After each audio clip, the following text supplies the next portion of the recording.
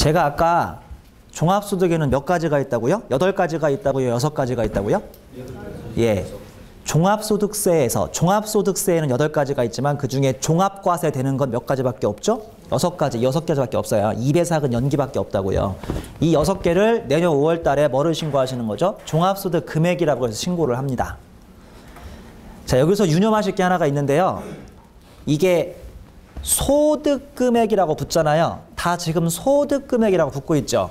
소득금액이라고 붙고 있으면 경비를 뺀 다음에 개념이에요. 헷갈리세요 벌써부터? 여기 좀 보세요. 여기 매출액이 1억이고 비용이 6천만 원이죠. 그래서 자기의 이익이 지금 4천만 원 남았죠. 이 사람의 사업소득이 얼마예요? 이 사람의 사업소득이 1억에 6천이에요. 4천이에요. 보통 사업소득이라고 하면 1억이라니까요. 소득 금액이 붙어야 비용을 차감한 다음이라고요. 처음에 이것도 많이 헷갈리거든요. 사업소득은 기억할 필요 없어요. 사업소득은 공식용어가 아니니까. 야, 너 사업소득 얼마냐? 그럼 1억인 거예요. 근데 그건 공식용어는 아니에요. 너 사업소득 금액이 얼마냐? 그럼 얼마라고 해야 돼요? 그때는 반드시 4천이라고 해야 돼요. 이해하시는 거예요? 이거 진짜 질문 많이 들어오거든요.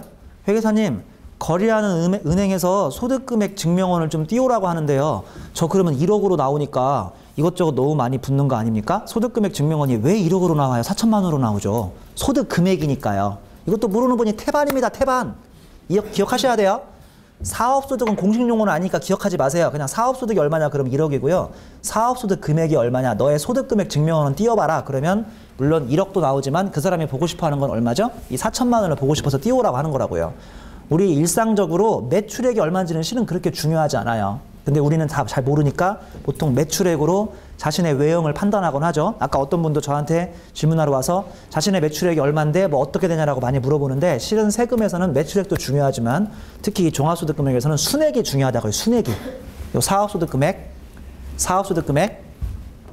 여러분들은 총수익금액에서 필요경비를 뺐어요. 자, 옆에 있는 글자로 예를 들면 숫자로 예를 들면 총수익금액이 얼마였죠? 1억이었고 필요경비가 얼마였던 거예요? 6천만 원. 그래서 지금 사업소득 금액이 얼마였다고요? 4천만 원. 여기까지는 구해놨다고요. 이해하시는 거죠? 선생님, 사업소득 금액은 어떻게 구합니까? 이거 필요경비나 원가는 무슨 증빙을 가지고 인정을 받는데요? 아까 1교시에도 그거 질문 들어왔는데요. 죄송하지만 오늘 강의에서 그거 다루지 않아요. 그 강의는 따로 있다니까요. 이제 그런 거 다 따로따로 강의하니까 궁금하시면 오세요. 제가 지금 여러분들한테 영업하는 거 아니잖아요. 어차피 여러분은 공짜 강의니까 원하시면 오시라고 원하시면 그럼 다 강의해드리니까 이런 강의는 다 따로 있어요. 여기에. 저번에 11월에 한번 했거든요. 다 따로 강의 있으니까 홈페이지에서 궁금하신 강의 찾아서 오시면 되는 거예요. 오늘은 그냥 다 생략하고 4천만 원이 나왔다고 치죠. 따라오신 거죠? 자, 그러면 아까 5페이지인가에 4천만 원이면 몇 번째 구간이라고요? 2번째 구간. 그러면 4천만 원에 몇 퍼센트 내신다고요? 15% 가량을 내신다고요. 맞죠? 아니요. 여기에 라스트 찬스가 한 번 있습니다. 마지막 기회. 그게 바로 뭐였죠? 여러분들이 앉아있는 종합소득공제입니다. 종합소득공제. 여러분들이 오늘 강의를 위해서 듣기 위해서 오신 이 종합소득공제가 라스트 찬스라고요. 그러니까 이런 사람들이 여기 보세요. 이 사람이 내년 5월 달에 4천에 내는 게 아니라 지금부터 오늘 강의의 주제인 뭐를 빼주는 거죠? 소득공제라는 걸 빼줘요. 소득공제. 소득공제라는 걸 빼줍니다. 이 소득공제를 차감한 다음에 자신의 진정한 뭐가 나오는 거죠? 자신의 진정한 과세표준이 나오는 거죠. 자신의 진정한 과세표준. 따라오신 거예요? 자, 이분의 과세표준은 4천입니까? 4천보다 큽니까? 4천보다 작습니까? 당연히 클 수는 없고요. 빼줘야 하니까 지금부터 배우는 걸. 4천이신 분은 참 재수없는 분이죠. 왜냐하면 오늘 배울 종합소득공제가 한 푼도 안 들어가신 분이니까. 근데 그런 사람은 없어요. 그냥 무조건 종합소득공제는 최저 250만 원 정도는 주거든요. 아무것도 안 해도. 그러니까 지금부터 배우시는 거는 종합소득 과세표준을 가기 위한 마지막 레스트 찬스인 종합소득공제를 배우러 여러분들이 앉아 계신 겁니다. 이제 이해하신 거죠? 이 강의가 뭔지? 이게 1시간 끝나고 2시간 만에 나올 줄이야. 그쵸? 이제 앞에까지 정확히 이해하시라고 좀 자세히 강의한 거고 지금부터 우리는 종합소득공제를 배우십니다. 선생님, 제가요 근로소득금액이 좀 있네요. 여기 근로소득금액 장난 좀 쳐볼까요? 너무 장난쳤구나. 근로소득금액이 이렇게 있네요. 죄송해요. 별로 반응도 없고 죄송합니다. 다시 줄여야겠다. 제가 이 근로소득금액이 좀 있습니다. 이게 그런 경우는 어떻게 됩니까? 아니 그런 경우는 어떻게 되기는요. 아까 말씀드린 것처럼 사업소득금액이 4천이고 앞 시간에 근로소득금액이 얼마라고 가정이 있었죠? 1,000만 원이라 가정했었죠. 그러면 4천하고 5천을 더해서 종합소득 금액이 얼마인 거예요? 5천인 거고 그 다음에 뭐 빼주면 되는 거예요? 지금 배우는 종합소득 공제 빼주는 거니까 너무 고민하지 마세요. 소득이 한 개든 두 개든 세 개든 일단 더하시라니까요. 더한 다음에 지금 배우는 종합소득 공제를 빼주면 된다고요. 따라오셨죠? 제가 아까 이 사람의 근로소득 금액이 1,000만 원이라고 할 때 약간 그 사람 비웃은 거예요. 야, 이 사람은 그러면 한 달 월급이 100만 원도 안 돼?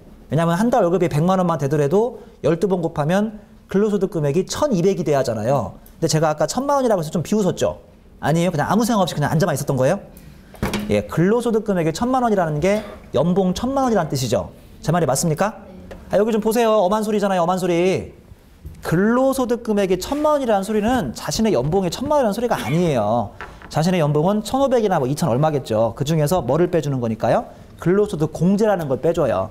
우리는 월급쟁이가 아니니까 굳이 근로소득 공제가 뭔지까지는 알 필요가 없어요. 우리는 그냥 뭐만 정확히 기억하시면 되죠? 종합소득 공제만 정확히 기억하시면 되는 겁니다. 따라오신 거죠? 지금부터 이제 종합소득 공제를 말씀을 드려요. 선생님, 근데 헷갈리는데 왜 계속 근로소득자랑 우리를 비교하는 거예요? 그냥 종합소득 공제만 얘기해 주지. 그게 왜 그런지 아세요? 지금부터 배우실 종합소득 공제는 미안합니다. 월급쟁이 특권이거든요. 사업자들은 종합소득 공제가 없거든요. 오늘 강의는 여기서 마치겠습니다. 장시간 고생이 많으셨습니다. 수고하셨습니다. 제가 농담처럼 얘기하는데 이게 진담인데 어쩌죠? 오늘 배우실 이 연말정산 또는 종합소득 공제는 월급쟁이들의 특권이거든요. 그래서 제가 지금 계속 근로소득자를 얘기하는 거예요. 그냥 쉽게 얘기해 볼까요? 쉽게. 종합소득 공제가 10가지 항목이 있다고 쳐요. 뭐 기본공제, 다자녀 추가공제, 보험료 공제, 의료비 공제 한 10가지가 있다고 쳐요. 월급쟁이들은 10가지가 된다면 우리 사업자는 그 중에 한 서너 가지만 돼요. 이해하신 거예요? 그래서 별로 우리한테 안 중요하거든요. 연말정산이 안타깝게도 월급쟁이들의 특징이지 사업자들의 특징은 아닙니다. 제가 그래서 계속 월급쟁이면 이렇게 하겠지만 우리는 이렇게 한다고 계속 비교를 해드리는 거예요. 그리고 또 하나 충격적인 말씀을 드릴까요? 월급쟁이들은 연말정산을 2월까지 해야 돼요. 그래서 실무에 이 연말정산 강의가 11월부터 계속 개설이 돼요. 11월, 12월, 1월 달에 연말정산 강의는 거의 막차 타신 분들이 들으러 와요. 무슨 말인지 아시겠죠? 근데 우리 사업소득자는 연말정산을 언제 하죠? 연말정산이 따로 없어요. 그냥 언제 같이 신청하면 돼요? 5월 달에 같이 신청하면 돼요. 그것도 모르고 지금 다 오신 거죠? 연말정산 빨리 해야지. 빨리 해야지. 연말정산을 뭘 빨리 해요? 사업자는 지금 하는 게 아닌데. 여러분 지금 하시는 게 아니에요. 1월 달에 보통 연말정산은 월급쟁이들만 해요. 이해하셨어요? 저는 다른 강의도 많이 하거든요. 오늘 여기 사업자들을 모셔놓고 강의하지만 저는 다른 교육업체, 예를 들어서 뭐 상공회의소라든지 이런 데서 연말정산 강의를 많이 한다고요. 그래서 12월, 1월에 연말정산 강의가 상당히 많아요. 그러면 전국에 있는 월급쟁이들이 상당히 강의를 많이 들으러 오시겠네요. 제 말이 맞나요? 이것도 엄한 소리죠. 왜냐하면 전국에 있는 월급쟁이들은 별로 관심 없거든요. 그냥 어디만 들어가면 되니까 예스원 사이트라고 국세청에서 딱 열어주는 1년 동안 자신의 비용을 일목요연하게 딱 보여주는 사이트가 있어서 거기 들어가가지고 내가 보험료 얼마네, 내가 의료비 얼마네, 그거 확인만 하시면 돼요. 클릭해가지고. 그래서 내가 보험료가 100만 원이고 의료비가 200만 원이다. 그러면 그거 적어가지고 어디에 갖다 주면 되니까요? 자기 회사 재경팀 급여팀에 갖다 주면 되거든요. 그러면 재경팀 급여팀에서 그거를 자기네 회사 프로그램에 집어넣거나 국세청 프로그램에 집어넣어 주거든요. 이해하신 거예요? 자, 다시 한번 정리합니다. 연말정산은 사업자가 알아야 돼요? 근로소득자가 알아야 돼요? 오히려 근로소득자가 알아야 하는데 근데 근로소득자들은 깊이 알 필요가 없어요. 왜냐하면 예스원 사이트라는 데 가서 조회만 해가지고 내가 얼마나 하는지를 딱 종이 같은 거에 적어가지고 회사 급여팀이나 재경팀에 갖다 주면 구체적인 계산은 누가 하니까요? 급여팀, 재경팀 담당자가 해준다고요. 이해하셨어요? 제가 그러면 11월, 12월에 강의하면 누가 들으러 오겠어요? 월급쟁이들이 그걸 왜 들으러 와요? 당연히 대기업이나 중견기업의 급여팀 사람들이 들으러 오는 겁니다. 이해하신 거죠? 무슨 말인지. 근데 우리는 사업자이기 때문에 연말정산이 월급쟁이만큼은 안 돼요. 근데 이걸 우리가 해야 돼요. 우리가 해야 한다고 직접 우리가. 그래서 여러분들이 아마 들으러 오셨겠죠. 자, 이거부터 이해하셔야 합니다. 무슨 말씀인지. 여기에 내가 종합소득 금액이 지금 여기 4천만 원까지 해서 내려온 거죠. 여기까지는 따라오신 거죠? 다른 소득이 없으니까. 지금부터 종합소득 공제가 만약에 1,000만 원 나온다면 과세표준은 3천입니다. 그럼 몇 번째 구간이죠? 두 번째 구간. 지금부터 종합소득 공제가 만약에 3천이 나온다면 과세표준은 얼마죠? 1,000만 원이죠. 그럼 몇 번째 구간이죠? 첫 번째 구간이죠. 이해하시는 거죠? 이 종합소득 공제가 얼마인지에 따라서 라스트 찬스로 내가 4천이 3,000으로 갈 수도 있고 1,000으로 갈 수도 있는 거죠. 그러니까 종합소득공제를 많이 집어넣으면 집어넣을수록 자신의 과세표준은 작아지는 편이라고요.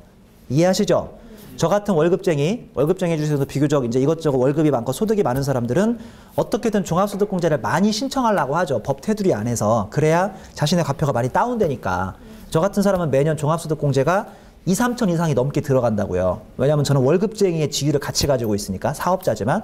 하지만 안타깝게 여러분들은 사업자이기 때문에 월급쟁이의 지위가 없어요. 그래서 아무리 집어넣어봐야 몇 천만 원이 들어가진 않아요. 고작 해야 몇 백만 원. 아니면 좀 1년 동안 이런저런 활동을 많이 했으면 뭐 1,000만 원 정도, 2천만 원 정도 들어갈 수 있지만 이 종합소득공제가 우리 월급쟁이들한테는 중요하지만 사업자한테는 그렇게 중요하진 않습니다.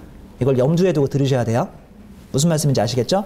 그리고 우리는 2월 달에 하지도 않아요. 월급쟁이들은 2월 달까지 해야 하니까 1월부터 미리 준비를 하시는데, 자, 그러면 이제 서론 그만하고 직접 연말정산을 설명을 드리겠습니다. 자, 앞에 있는 이 그림이 아주 대단히 중요한 그림이거든요. 오늘 3시간 강의 중에서 제일 중요한 슬라이드를 굳이 뽑으라고 하면 이 페이지입니다. 이 페이지. 이 페이지하고 잘 들어보세요. 월급쟁이들이 아닌 우리 사업소득자들한테 하나를 더 찍으라고 하면 이 다음 페이지입니다. 이 다음 페이지, 이 두 페이지가 우리 사업자한테 가장 중요한 페이지예요. 오늘 강의에서. 잘 들어보세요. 다시 앞 페이지로 오시면 9페이지죠. 보시다시피 파란색 박스의 종합소득공제는 클수록 좋아요? 작을수록 좋아요? 클수록 좋아요. 종합소득공제는 또 크게 두 가지로 나뉩니다. 무슨 법이죠? 그냥 읽으시면 돼요. 거기 다 있잖아요. 한글 아시잖아요. 소득세법하고 조특법의 두 가지로 나뉩니다. 조특법은 뭐 굳이 쓸 필요 없는데 조세특례제한법이라는 거의 약자예요. 뭐 굳이 쓰실 필요 없을 것 같아요. 조특법은 조세특례제한법의 약자입니다. 자, 종합소득공제는 무슨 법이라고요? 소득세법, 조특법이에요. 조특법. 실무에서 소득세법이 더 많을까요? 조특법이 더 많을까요? 당연히 소득세법이, 여기 보시면 알잖아요. 소득세법이 훨씬 더 많아요. 그러니까 조특법은 좀 이따 좀 잊읍시다. 조특법은 좀 잊어요. 우리 종합소득공제는 크게 몇 개 있다고요? 2개, 소득세법하고 조특법인데 우리 실무에서는 소득세법을 훨씬 써먹을 게 많습니다. 조특법은 좀 이따 설명드릴게요. 자, 소득세법은 다시 무슨 공제로 나뉘죠? 보시는 것처럼 인적공제하고 특별공제로 나뉩니다. 특히 우리 사업자가 이 그림이 더 중요한 이유가 뭔지 아세요? 지금 보시는 그림은 다 월급쟁이용 강의입니다. 여러분들은 미안하지만 이런 게 통째로 날아갑니다. 이 통째로 날아가요, 이게. 그러니까 우리는 쉽게 얘기해서 소득세법만 돼요? 조특법만 돼요? 다 되긴 돼요. 소득세법에서는 뭐만 되죠? 안타깝지만 인적공제 위주로만 연말정산이 되기 때문이죠. 아, 그리고 이 표현도 잘못된 표현인데 사업자는 연말정산이라는 표현을 쓰면 안 돼요. 월급쟁이들이 하는 거니까. 다시 설명드릴게요. 우리 사업자들은 소득세법 중에서는 특별공제 위주가 아닌 인적공제 위주로만 연말정산 되는 게 아니라 소득공제가 된다고 제가 설명을 드려야겠네요. 그렇죠? 우리는 연말정산 하는 게 아니니까. 이해하시는 거죠? 지금 강의 제목부터가 틀렸다고요. 이게 사업자를 위한 연말정산이잖아요. 강의 제목 자체가 틀린 거예요. 제가 모르고 잘못 쓴 게 아니라 다 알고 있지만 여러분들을 이렇게 연말정산이라고 해야 이게 무슨 말인지 알아들으니까 일부러 강의 제목은 연말정산이라고 했고 사업자는 연말정산이 없다고요. 그걸 소득공제라고 부른다고요. 그리고 10가지 중에서 한 4가지밖에 안 된다고요. 자, 그러면 지금부터 우리는 소득세법의 인적공제 위주로만 설명을 드릴 거고요. 자, 이따가 다 설명을 드리겠지만 지금 미리 조금 예고를 드리면 특별공제에 딱 하나 되는 거 있어요. 이 5가지 중에. 아, 일단 5가지가 뭔지는 아시겠어요? 우리 한번 사전 테스트. 자, 출석부 보고 제가 이름을 부르면서 사전 테스트를 하겠습니다 라고 할 줄 알았죠. 우리 그런 거 싫어하잖아요. 그럼 꼭 나 걸리잖아요. 우린 그런 트라우마가 있잖아요. 그러니까 그런 거 안 할 테니까 그냥 아시면 대답하시는 거예요. 뭘 그러려고 강의 들어오셨어요? 자, 보가 뭐죠? 보험료. 의는 뭐예요? 의료비. 교는 뭡니까? 교육비. 주는요? 주거, 주택자금. 뭐 같은 말이지만 이따 다 나오니까 굳이 쓸 필요 없을 것 같은데요. 기가 뭐죠? 기타 소득. 어쩌죠? 여러분 되는 거 이거 하나인데 그걸 모르고 있으니 그만큼 안 한다는 뜻이죠? 아, 국세청의 취지를 이제 알겠군요. 안 하는 거 우리 하나 줬군요. 농담하는 거 같죠? 진짜 그래요? 대다수 국민이 안 하고 모르는 거 하나 줬다고요, 사업자한테. 이게 뭐죠? 기부금이에요, 기부금. 안타깝게도. 이 뭐지, 기부금 이런 걸 하나 줬어요, 우리한테. 안타깝게도. 다 기타라고 하고 있던 그거요. 이거 하나 줬다니까요. 자, 근데 잘 들어보세요. 이거 상당히 중요한 말입니다. 잘 들어보세요. 그냥 알려주는 대로 멍하니 있다 가지 마시고 생각을 해보세요. 그러면 쉬우니까. 왜 이 소득공제를 사업자한테는 조금만 주고 월급쟁이들한테만 많이 해줄까요? 왜 그럴까요, 도대체? 왜 그럴까요? 왜 그럴까요? 사업자들은 매입을 하거나 밥을 먹거나 기름값을 넣으면 자신의 필요 경비로 비용 인정이 됩니까? 안 됩니까? 문제가 없는 한 되죠. 그게 지금 얼마인 거죠? 그게 얼마인 거죠? 6천만 원인 거잖아요. 야, 이거 그냥 산수인데 보고 읽으시면 되는데 벌써 다 쫄았죠? 아무것도 아닌데? 너무 생각을 많이 하시나 봐요, 이제. 그게 6천만 원이라고요.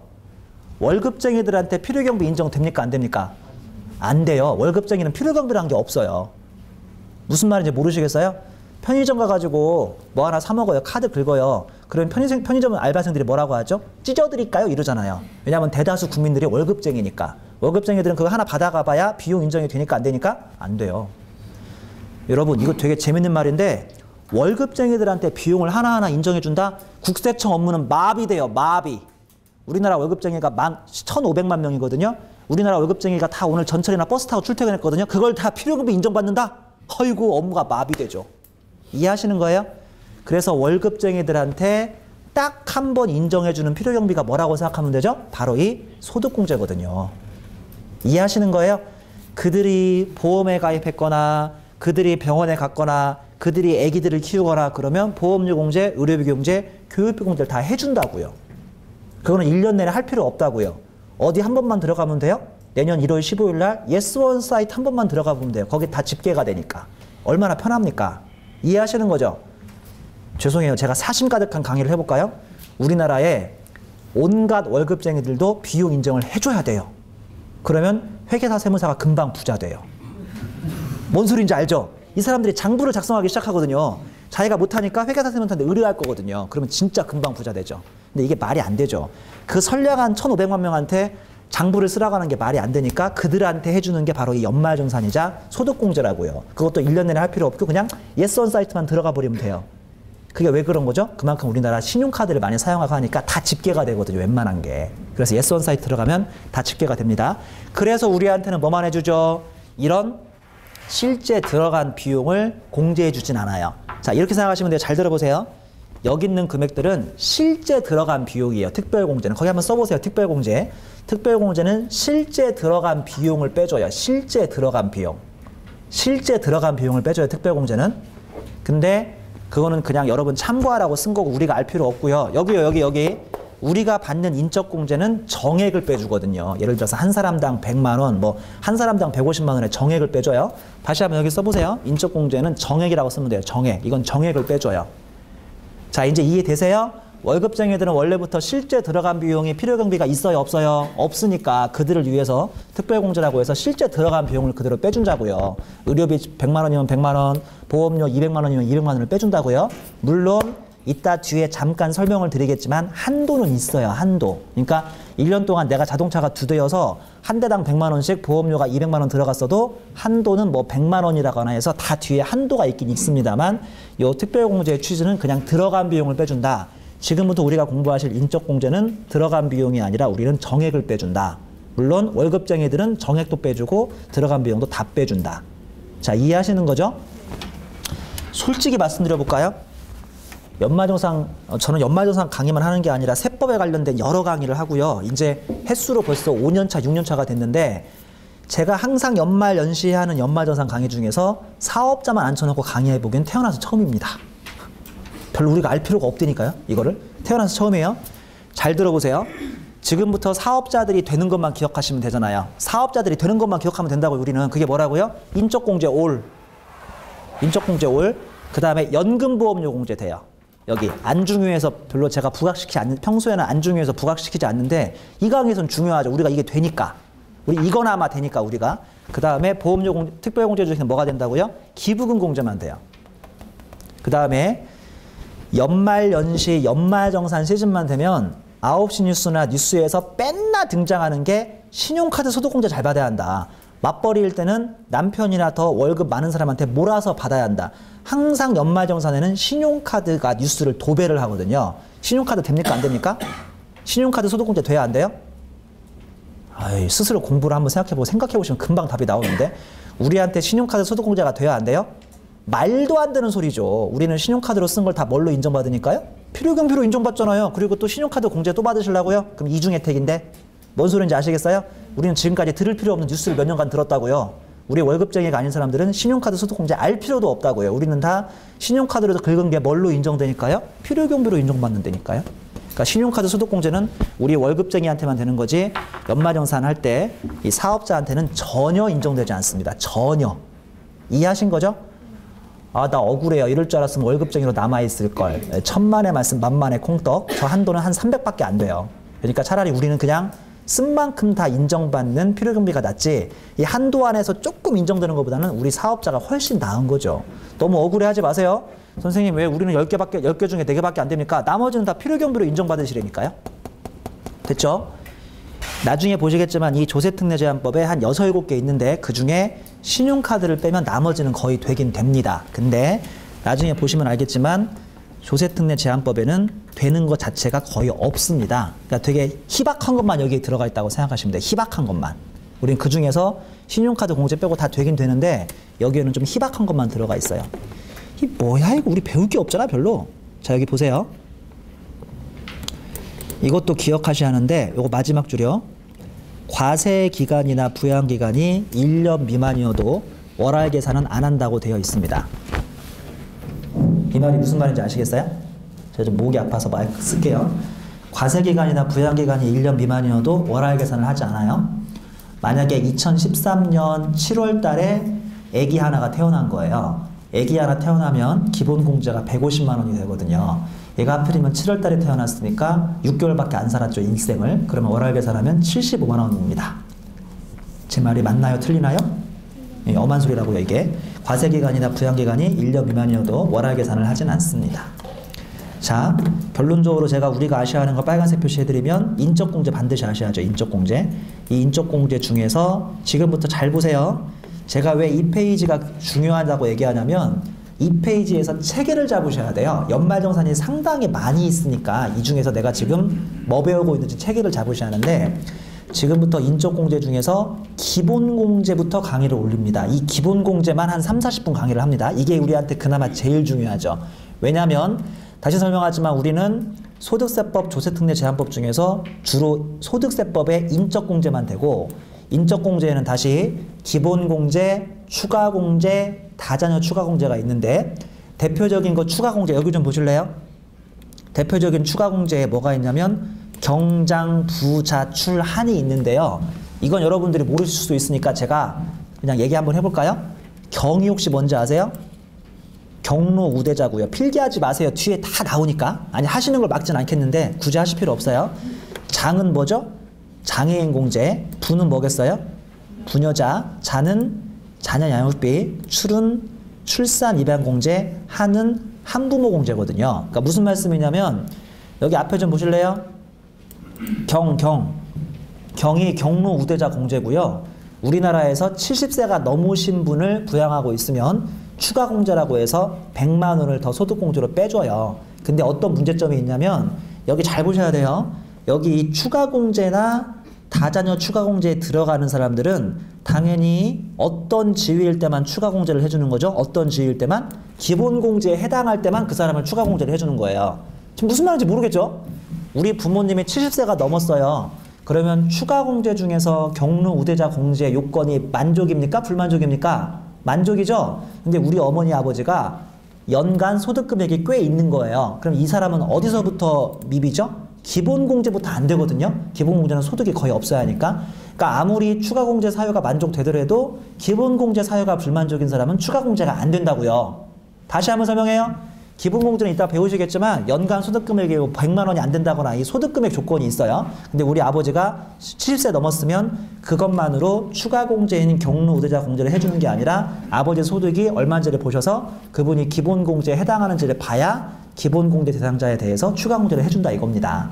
다시 정리하면 소득세법 중에서 인적 공제만 우리는 되는데 그 중에서 기본 공제, 추가 공제, 다자녀 추가 공제 중에서 기본 공제가 되는 사람에 대해서만 추가 공제와 다자녀 추가 공제가 되니까 지금부터 기본 공제만 아주 죽으라고 설명을 드리겠습니다.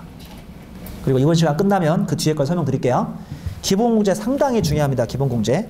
이거 기본 공제 대상자라고 하거든요. 대상자 또는 대상도. 이게 무슨 의미가 있냐면 요 안에만 들어오시면 일단은 150만 원 후보가 돼요. 150만 원 후보. 이 안에 들어오시면 150만 원 후보입니다. 기본 공제는 한 사람당 150만 원이거든요. 이 안에 들어오시면 150만 원 후보가 돼요. 항상 세상은 누구 위주로 돌아가야 돼요? 나. 책에는 네모로 돼 있던가요? 교재에 네모로 돼 있죠? 교재하고 똑같이 해드릴게요. 나 위주로 돌아가야죠.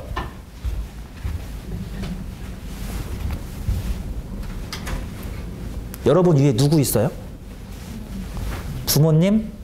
세법에서는 직계 존속이라고 해야 맞습니다. 엄밀히 말하면 부모님이 아니라 직계 존속이라고 해야 맞아요. 왜냐하면 이론상 자신의 아버지, 어머니가 아니라 자신의 할머니, 할아버지, 증조 할아버지, 고조 할아버지 살아있으면 그 사람당 한 사람당 150만 원이니까. 부모님 하면 틀려요. 엄밀히 말하면. 이 위에 직계 존속이 살아있으면 다 150만 원이야. 한 사람당 다 150만 원. 자, 내 옆에 이 반쪽짜리가 있네. 진짜 내 옆에 반쪽짜리. 내 옆에 누가 있습니까? 여기에 배우자가 있죠? 배우자 위에 누가 있죠? 직계 존속이 있습니다. 제가 소위 장인 장모님이라고 부르는 사람들. 자, 150만 원 후보입니다. 이 말부터 해야지. 오늘은 제가 3시간밖에 안 하지만요. 뭐 대한상공회에서나 이런 데서 사업자 말고 그냥 일반 연말연상 강의할 때는 무려 8시간을 강의하거든요. 훨씬 더 자세히 강의하거든요. 제가 제일 앞에 교재에 제 메일 주소 있는 거 아시죠? 제가 강의할 때마다 항상 제 메일 주소 적어드리거든요. 궁금한 거 있으면 질문하라고. 8시간짜리 강의했는데 한 1년 전 얘긴데요. 다음날 바로 메일이 왔죠. 그 메일 내용이 뭐냐면 아마 남자분으로 추정이 돼요. 회계사님 강의 정말 재밌게 잘 들었습니다. 8시간 동안 강의 들으니까 연말정산에 대한 모든 걸 알 수 있었어요. 근데 질문이 하나 있는데요. 처제는 기본공제 150만 원 됩니까? 자, 이렇게 물어본 분이 있습니다. 처제 150만 원 기본공제 됩니까? 안 됩니까? 돼요? 안 돼요? 돼요? 안 돼요? 자, 몇 분 앉아 계시지도 않는데 지금 다수설과 소수설을 지금 대립하고 있죠? 다수설은 안 돼요. 소수설은 돼요. 학설과 판례가 대립 중이네요. 돼요? 안 돼요? 지금부터 5분만 들어보세요. 금방 아니까. 그분이 8시간 듣고 그걸 모른다고요? 야, 말도 안 되죠. 지금부터 여러분은 5분만 들으면 안 되니까요. 그분이 8시간 듣고도 그걸 질문했다는 소리는 그분은 강의를 안 들었다는 뜻입니다. 사인만 하고 사우나 갔다 왔다는 소리죠. 진짜 5분만 들어보세요. 금방 하니까. 처제가 150만 원 되나 안 되나? 5분만 들어보세요. 자, 나하고 배우자는 혹시 민법이나 이런 법에서 몇 촌인지 아세요? 뭐라고요? 무한대촌이요? 왼수요? 무촌이니까 이 그림에선 같다고 봅니다. 무슨 말씀인지 아시겠어요? 배우자의 존속, 즉 배우자의 엄마 아빠, 내가 뭐라고 부르죠? 장인 장모님이라고 부르죠? 이 그림에서만큼은 그들도 누구의 존속이 되는 거예요? 나의 존속이 된다니까요. 이 그림에서만큼은. 세법에서는. 이해하신 거예요? 자, 내 옆엔 누가 있나요? 내 옆에는 형제자매가 있죠. 평생을 싸우면서 커왔던 형제자매. 그러면 배우자 옆에도 누가 있냐면 형제자매가 있어요. 얘도 평생을 싸우면서 커왔는지 모르겠지만. 이해하신 거예요? 자, 그리고 나와 배우자가 합심해서 뭐를 만들어내야죠? 자식, 이거는 또 존속 비속이라고 부릅니다. 엄밀히 말하면 자식이라고 하면 안 돼요. 이론상 내가 50대, 60대면서 직장생활 하고 있고 우리 손자, 손녀를 봤으면 손자, 손녀도 한 사람당 150만 원 끌고 올 수 있거든요. 이론상. 그러니까 이거는 비속입니다. 비속. 이해하신 거죠? 혹시 남자분들 당구 좀 치세요? 당구 잘 치시는 분들은 3구 치나요? 4구 치나요? 3구 쳐요? 꼭 여자분들이 대신 대답을 하시는 것 같아요. 3구 치시는 분들 당구장 알바생한테 3구 줘 그러면 이렇게 곽에다가 동그라미 3개를 가져오죠. 이 사람들이 직계 비속하고 거의 동급이라고 생각하시면 되는데, 첫 번째 입양자, 차인표가 좋아하는, 두 번째 위탁아동, 세 번째 생활수급자. 자, 이 사람들도 한 사람당 150만 원의 후보가 됩니다. 여러분 앞에 그림 좀 잘 보세요. 이 그림을 FM대로 아주 제대로 공부하고 싶으면요. 제대로 공부하고 싶으면 좀 더 복잡하게 공부를 해야 하는데, 그게 무슨 말씀이냐면 배우자가 소득이 있다고 볼까요? 없다고 볼까요? 없다고 보세요. 이 사람 그냥 전업으로 집에서 살림하고 있다고 치세요. 전업부인, 전업주부인가요? 전업부인인가? 전업주부? 전업부인? 전업주부. 이 사람 전업주부라고 칠게요. 그게 왜 그런지 아세요? 만약에 우리 집사람이 소득이 있어버리면 이 그림에 들어오는 사람들을 내가 받는 게 아니라 그녀 직장에서 그녀가 받으면 돼요. 이해하시는 거예요? 우리 장인 장모님을 내가 끌고 와요? 그녀가 끌고 가요? 그녀가 끌고 가겠죠. 그럼 너무 그림이 시시하고 재미가 없거든요. 이해하신 거예요? 지금 집사람은 전업주부라고 치는 겁니다. 그래야 내가 이제 장인 장모님을 모셔올 수 있을지 처남 처제를 모셔올 수 있을지 고민할 수 있거든요. 어려운 말 아니죠? 자, 이제 우리는 5분도 안 배웠는데 벌써 배웠어요. 처남 처제 150만 원 돼요? 안 돼요? 되네요. 이게 왜 안 돼요? 단 제가 제일 위에 제목에 뭐라고 그랬어요? 150만 원 후보라고 그랬어요. 후보. 지금부터 3가지 요건을 만족해야 되거든요. 이해하시는 거예요? 5분만 배우면 된다 그랬잖아요. 5분만 배우면. 자, 여기 박스가 있을 거예요. 박스. 박스가 있습니다. 박스가 있죠. 1. 뭐를 같이 해야죠? 생계를 같이 해요. 언제만 같이 하면 돼요? 1년 내내 할 필요 없어요. 언제만 같이 하면 돼요? 12월 30일을 하루만 같이 하면 돼요. 하루만 같이 하면 돼요. 연말이 되면 처남처제를 불러요. 집으로 다. 야, 밥 한 끼 먹자. 생계를 같이 했잖아요. 아니, 제가 농담하는 게 아니라 국세청이 인원도 몇 명 없는데 전국에 있는 5천만 명의 생계를 같이 하는지 어떻게 알아요? 그냥 12월 30일만 같이 하면 돼요. 식사를 같이 하시는 건 안 돼요. 생계를 같이 해야지. 자, 여러분 12월 31일 날 오는 애 가는 애 타종 소리 듣죠? 왜? TV에서 그 중계방송 해주잖아요. 왜 해주는지 아세요? 전 국민을 거기에 현혹시키는 거예요. 그 시간에 국세청 공무원들이 여러분 딱 담 밑으로 다 보고 가거든요. 같이 하고 있는지 이렇게. 몰랐죠? 엄한 소리 그만할게요. 주민등록만 같으면 되죠. 그걸 어떻게 알아요? 같이 하는지. 주민등록만 같으면 돼요. 주민등록만. 그냥 오직 주민등록만 같으면 생계를 같이 하는 걸로 봐준다고요. 자, 근데 좀 이따 자세히 설명드릴 거지만 몇몇 관계는 주민등록마저 달라도 생계를 같이 하는 걸로 봐요. 무슨 관계겠어요? 부모 관계, 배우자 관계. 제일 중요한 건 배우자 관계. 배우자 관계는 생계를 주민등록이 달라도 그냥 같이 하는 걸로 봐준다고요. 이게 참 촬영도 하는데 이런 말 하긴 뭐하지만 제가 한 5년 전에 어떤 특별한 이유로 잠깐 위장 전입을 한 적이 있습니다. 잠깐. 그러니까 우리 동네는 당시 천호동이었는데 지금 살고 있는 기름동으로 저만 주민등록이 나온 적이 있어요. 이름만 하기 뭐한데. 제가 혹시 압니까? 나중에 장관 청문회에 올라갈지. 장관 청문회에 올라가면 이 자료가 지금 쓰이겠죠? 그때만 해도 이놈이 이상한 놈이었다 그러고. 그런 일 없으니까 저는. 그럴 일은 없습니다. 뭐 제가 장관 되겠습니까? 설마. 하기야 MB라고 자기가 대통령 될 줄 알고 그런 말 했겠어요? 그 MB, BBK 문제 기억하세요? 그거 다 강일식이나 나왔던 게 딱 나중에 꼬투리 잡혔다고 하죠. 제가 설마 뭐 그렇게 되겠습니까? 아무튼 제가 한 5년 전에 저만 주민등록을 기름동, 지금 살고 있는 기름동을 떼어놓은 적이 있다고요. 그럼 연말정산에 우리 집사람하고 우리 애기, 그때는 애기가 하나밖에 없었지만 우리 애기들이 같이 안 살고 있죠. 그래도 내가 신청할 수 있습니까? 없습니까? 이때니까요. 몇몇 조건은 즉 배우자 관계라든지 아니면 시골에 부모님이 사시는 경우 이런 경우는 주민등록이 달라도 가능하긴 가능합니다. 이때 나오니까 이따 조금 설명드릴게요. 자, 그리고 두 번째 요건도 필요하죠. 제가 소득을 먼저 썼나요? 소득?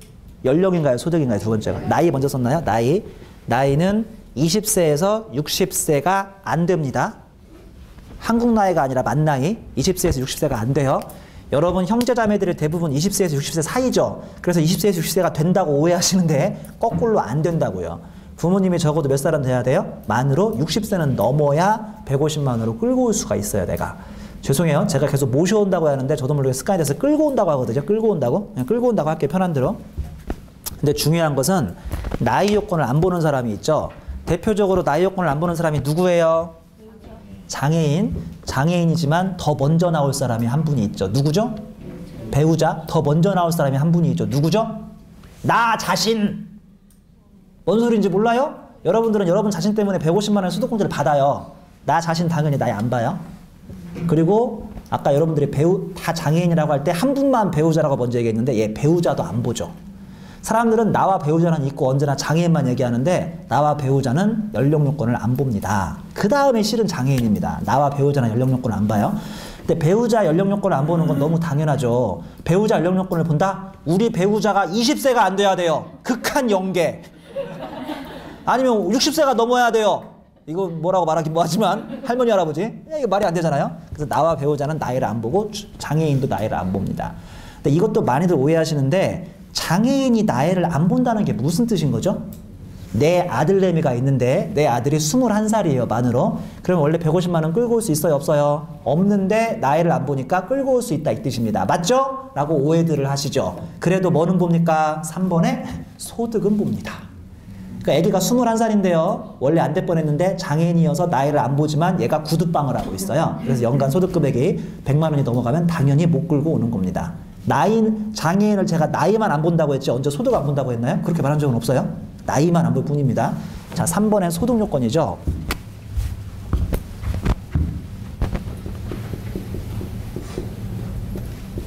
소득 요건은 얼마가 안 돼야 합니까? 100만 원이 안 돼야 돼요. 여러분들이 실무에서 틀린다면 이걸 틀릴 확률이 아주 높죠. 이게 제일 중요합니다. 소득 요건은 100만 원이 안 돼야 합니다. 이거 틀릴 확률이 아주 높아요. 자, 이걸 어떻게 틀리느냐? 지금 배우시는 연말정산은 월급쟁이들의 거의 특권이라고 했잖아요. 물론 우리도 배우고 있지만 잘 들어보세요. 내가 남자예요, 남자. 나 월급쟁이에요. 집사람이 있는데 집사람이 조그만한 음식점을 하고 있어요. 뭐 김밥 천국을 하든지 조그만한 음식점을 하고 있어요. 그러면 집사람의 근로소득이 100만 원이 있습니까? 없습니까? 집사람은 근로소득이 있어요? 없어요? 없잖아요. 사업소득만 있잖아요. 김밥 천국을 하고 있으니까. 그래서 집사람의 근로소득은 100만 원 이하입니다. 그래서 집사람을 150만 원으로 이렇게 신고하죠. 자기 앞으로. 돼요? 안 돼요? 안 되죠. 제가 언제 근로소득 100만 원이라고 그랬어요? 그냥 연간소득 금액 100만 원이라고 그랬지. 이해하시는 거죠? 이렇게 매년 틀리시는 분이 우리나라에 10만 명. 이렇게 틀리는 월급쟁이가 우리나라에 매년 10만 명. 틀릴만 하죠? 왜냐하면 제가 사업소득자가 1년에 몇 명 있다고 그랬죠? 600만 명이 있다고 하니까 그 600만 명을 데리고 있는 남편이나 배우자가 그 10만 명이 틀리는 거예요. 거기에 대해서. 여러분은 틀리지 마세요. 이거는 근로소득만 100만 원이라고 얘기한 적 없어요. 자, 그리고 또 뭘 틀리느냐? 연간 100만 원 이하가 매출액이에요? 아니면 소득금액이에요? 소득금액이에요. 소득금액. 소득금액이에요. 그러니까 한마디로 우리 집사람이 만약에 김밥 천국을 하고 있는데 1년 매출액이 1000만 원인데 원가나 비용이 거의 950만 원 들어가서 남는 돈이 50만 원밖에 없어요. 내가 그럼 집사람을 150만 원으로 이렇게 데려올 수 있나요? 없나요? 그때 있는 거예요. 제발 매출액이라고 오해하지 마세요. 제가 그래서 이번 시간 시작하자마자 말씀드렸잖아요. 소득금액은 뭐를 차감한 다음에 개념이라고요? 이런저런 필요경비를 차감한 다음에 개념이니까 연간 100만 원 이하는 매출액 기준이 아니라 소득금액 기준이라는 거. 오케이? 자, 또 이거 진짜 많이 틀리죠? 우리 어머니가 꽤 자산가예요. 꽤 자산가. 나이는 60살이 넘어버려서 연령 요건을 만족하는데 우리 어머니가 꽤 자산가예요. 우리 어머니가 은행 이자만 한 달에 한 150만 원이 꾸준히 나오고 있어요. 한 달에 150만 원이 꾸준히 나오고 있어요. 150만 원 곱하기 12달이면 1800만 원 나오죠. 어머니의 연간 소득금액은 100만 원 넘습니까? 안 넘습니까? 넘죠. 그럼 어머니 내가 150만 원 연말에 끌고 올 수 있나요? 없나요? 없죠라고 다 틀리시죠. 이 소득금액은 종합소득이거든요. 어머니가 150만 원씩 1년에 1800만 원 받으면 아까 배웠듯이 종합과세 되나요? 분리과세 되나요? 분리과세죠? 어머니의 종합소득금액은 얼마죠? 역으로나마 아이러니하게 빵원이죠. 빵원. 지금 잘 이해 안 되시죠? 다시 한번 설명할게요. 잘 들어보세요. 이 소득금액 100만 원이 상당히 헷갈린다고요. 이 소득금액 100만 원은 일단은 필요경비 같은 걸 차감한 다음에 순액이에요. 순액. 그리고 연말정산이 월급쟁이들의 특권이라고 해서 근로소득에 100만 원 있냐 없냐를 보는 게 아니라 그냥 연간 모든 소득금액에 100만 원 있냐 없냐를 봐야 돼요. 단 뭐는 빼죠? 2천만 원 이하의 분리과세 같은 건 빼야 한다고요. 그건 종합과세가 아니니까요. 제가 그래서 앞 시간에 종합과세가 뭐고 분리과세가 뭐지 열심히 설명드렸잖아요. 일반적으로 이자나 배당수익은 연간 얼마까지가 분리과세가 된다고요? 연간 2천만 원까지는 분리과세로 끝나버린다고요. 우리 어머니가 150만 원씩 12달을 받으면 1800만 원이지만 어머니의 종합소득금액은 얼마죠? 아이러니하게도 빵원이라니까요. 빵원 우리나라에서. 그래서 그런 어머니는 내가 150만 원으로 모셔올 수 있나요? 없나요? 있어요. 되게 이상하지만. 이해하시는 거죠? 많이들 틀리십니다. 여기 보시면 소득은 1년간의 종합소득금액 페이지 몇 페이지인가요? 페이지 12페이지. 소득은 1년간의 종합소득금액, 퇴직소득금액, 양도소득금액이 합계액이다 보니까 비과세소득, 비월급소득, 분리과세소득은 아예 제외됩니다. 예를 들어 볼까요? 여기 2번 이거 아주 중요합니다. 어머니가 은행 이자가 2천만 원이에요. 물론 이 가정에는 어머니가 60이 넘은 거예요? 안 넘은 거예요? 넘었죠. 안 넘었으면 물어도 안 보겠죠. 이해하시는 거죠? 자, 어머니의 소득금액은 얼마죠? 빵원이요, 뜻밖의. 왜냐하면 우리나라에서는 2천만 원 가진 이자가 연간 다 분리과세로 끝나버리거든요. 어머니의 종합소득은 빵원이요, 빵원. 어이도 없지만. 이해하시는 거죠? 어머니가 12월 31일 날 은행에서 1원을 더 준다고 연락 왔대요. 1원을 더 준다고. 어머니 그 1원은 받지 마세요. 어머니가 1원 받는 순간 우리 150만 원은 날아가거든요. 이해하시는 거죠? 농담처럼 얘기했지만 1원만 더 받으면 어머니는 150만 원 안 된다고요. 오케이? 자, 그리고 이것도 매우 조심하셔야 하는데 참 답답해 죽겠는데요. 예를 들어 볼까요? 실제 제 얘기 해드릴게요. 실제 제 얘기. 저는 지금 배우자 한 명 있어요. 한 명. 그리고 직계비속 우리 아들, 딸 2명 있어요. 그러면 나를 포함해서 지금 배운 기본공제 얼마 되는 거죠? 하나, 둘, 셋, 넷 얼마 되는 거죠? 400만 원이 아니라 600만 원 돼요. 한 사람당 150만 원이니까. 따라오신 거죠? 회계사님, 혹시 부모님은 돌아가셨습니까? 예, 안타깝게도 양친 부모님 돌아가셨습니다. 라고 할 줄 알았죠? 예, 두 눈 시퍼렇게 뜨고 살아계시거든요. 70세가 넘었을까요? 안 넘었을까요? 아버지는 실은 80세예요, 올해. 제가 막둥이라서. 그러면 부모님 두 분 한 사람당 얼마 끌고 올 수 있죠? 150만 원씩 얼마죠? 300만 원. 됩니까? 안 됩니까? 시골 사세요. 돼요? 안 돼요? 안 되는 게 아니라 돼요. 그래도 생계를 같이 안 해도 부모님은 대부분 되게 해준다고 우리나라에서. 안 되죠. 근데 제가 막둥이라고 그랬잖아요. 저는 2남 3녀예요. 딸, 아들, 딸, 아들의 막둥이라고요. 저한테는 형이 하나, 누나가 셋이나 있어요. 쓸데도 없는데 별로 다들 형 누나가. 자, 왜 부모님이 안 되죠? 누가 모셔가니까? 형이 모셔가죠. 이런 우라질레이션. 그러니까 여기 그림에 들어온다고 모든 사람이 다 끌고 가면 안 돼요. 대표를 한 명이 끌고 가야 돼요. 당연한 소리죠. 자, 실제 말씀드려볼까요? 우리 형제자매는 저 빼고 4명이나 있어요. 내가 우리 형제자매를 한 사람당 150만 원씩 끌고 올 수 있나요? 없나요? 없을 가능성이 높죠. 왜 그렇죠? 우리 형제자매들은 그들이 직접 경제활동을 하고 있거든요. 그럼 자기 자신은 자기가 끌고 가겠지. 그걸 왜 나한테 왜 주겠어요? 야, 성조가 네가 가져가. 말도 안 되죠. 이해하시는 거죠? 자, 저한테는 처남이 한 명 있어요. 150만 원 제가 끌고 올 수 있나요? 없나요? 어우, 생각만 해도 처남하고 왜 내가 같이 살아요? 어우, 씨. 같이 안 살고요. 걔 은행 다니거든요. 어쩌면 걔가 저보다 더 벌지도 몰라요. 그러니까 지가 저를 끌고 가겠지. 왜 제가 얘를 끌고 갑니까? 이해하시는 거죠? 자, 이건 상식으로 알 것이고 이걸 얘기하려고 하는 게 아니라 이거 얘기하려고 하는 이것만 얘기하고 끝낼게요. 이번 시간. 나 150. 실은 집사람은 전업주부가 아니에요. 집사람은 선생님이거든요. 그럼 그녀 건 그녀가 끌고 가요. 그리고 나는 그러면 나 150, 우리 애길 2명에서 450만 내가 끌고 올 수 있어요. 이해하신 거죠? 그러면 450만 원 집어넣는 순간 내년 2월 달 연말정산, 여러분들은 내년 5월 달 종합소득공제에서 450, 오늘 쓰러지시는 분들이 많나요? 강의가 쓰러지기 좋은가 봐요. 450만 원이 내년 2월 달 연말정산 또는 내년 5월 달 종합소득공제에서 그대로 나한테 절세효과로 환급이 되죠. 제 말이 맞습니까? 엄한 소리 하고 있죠. 지금 배우시는 금액들은 다 뭐 곱하기 전의 금액들이죠. 뭐 곱하기 전? 큰일 났네. 다들 조용하시죠? 맞아요. 세율 곱하기 전 금액들이에요. 무슨 말인지 모르시겠어요? 도통? 자, 그러니까 제가 강의를 천천히 앞에서 1교시부터 얘기한 거라고요. 이것만 딱 띄워놓고 얘기하면 다 몰라요. 무슨 말인지. 자, 아까 7페이지였나? 7페이지 가보실래요?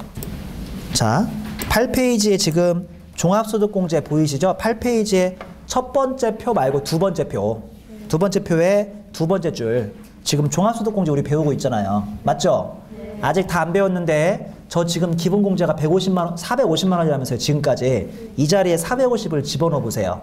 그러면 450이 그대로 절세가 되나요? 아니죠. 거기에 나중에 뭐를 때리죠? 여기요, 여기. 우리 지금 이 두 개를 배운다고요. 여기 두 개.